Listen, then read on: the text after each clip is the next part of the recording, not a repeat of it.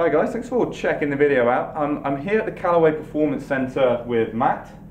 I did a video, so a what's in the bag video a couple of weeks ago, sort of what utility club I'm using, what woods I'm using, and although I had a ping answer in the bag, love the club, thought I was getting some nice results, but one of the issues I was having is it wasn't fitting into my gaps. So the utility club I've got, it's carrying, and we've hit it today, it was about 240, wasn't it? Carry, 240. Yeah. So my 3-wood going at about 250, 255, yeah. It was just slightly too close. Yeah. And that is why, first things first, is why I'm looking to make a change. Sometimes people just change for change's sake. Yeah. I'm actually going more, I need a functional change. I need a club that goes into a certain distance, and that's why we've changed. How did we achieve it? Yeah, for someone like yourself, again, and for most players, it's key to get the gapping right. There's no point having two clubs to do very similar jobs. And so what we wanted to do was to stretch out your 3-wood. We got more driver distance, your utility's going great. We wanted to get this thing to work a little bit more. So what we've done is we've introduced you to the new 816 with the 2 weight screws. So we're able to put the weight forward in this club head, just again, to control your spin, to give yourself maybe a slightly flatter flight, but to keep it in the air and travel a bit further. That gave us a better carry. We got that carry up to about 260, 265. Yeah, and that's exactly what we were looking for. And like the guys watching might have watched Mark Crossfield's, or Mark, he's my mate. I call him Mark. That's good, yours, yeah. Good old Mark.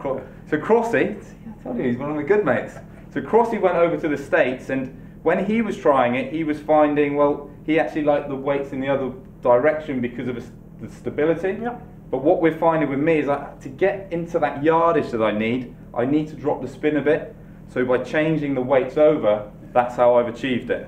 And when we tried it, we swapped the weights back, and then all of a sudden the club, although it was outperforming my previous club a little bit, it was starting to get back into that zone that we were trying to remove. The weight back gives you a little bit more of a higher, more of a carry sort of flight, but unfortunately it wasn't carrying as far as we wanted to. So yeah, weight forward, get it out there, that distance you're looking. And it was quite interesting as well, we kind of toyed between, like I've got it at 14 degrees, we kind of toyed with 13 degrees, but what we were finding is actually, and if you're watching at home and you've got a 3-wood that goes out really low and it chases, it might actually make the fairways a bit narrower due to the added roll.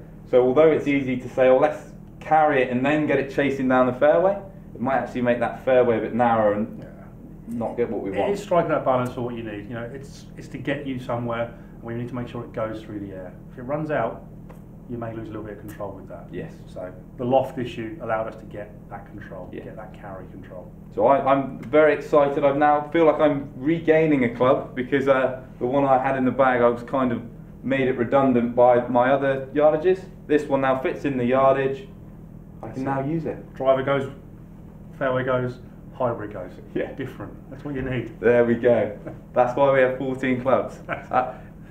If you're watching at home, have you got a similar issue, or is this something you haven't actually considered? And I don't know, I'll ask you now, is when people come for fittings with 3-woods, do they look for just, oh, I want to hit it as far as I can? Or do you get people asking about this yardage? You're getting more people. More people are being educated about it. They want to know about the yardages. Before it was almost a case of, come get fitted, see how far you can go. Now it's about making sure each club in the bag does a job. So the gapping aspect of it is paramount for us, especially as fitters. You've got 14 clubs. Let's make sure they each do something in there. So yeah, for us, it's key about making sure that one club goes this distance, X, Y, Z. You've got proper gapping in your bag. There we go. It's going to score. It's going to help you to score better. There we go. So who are you? I've changed my question to my audience. Are you the clever yardage guy, or are you the big boomer? Be honest, get some comments down below, and I hope to catch you soon.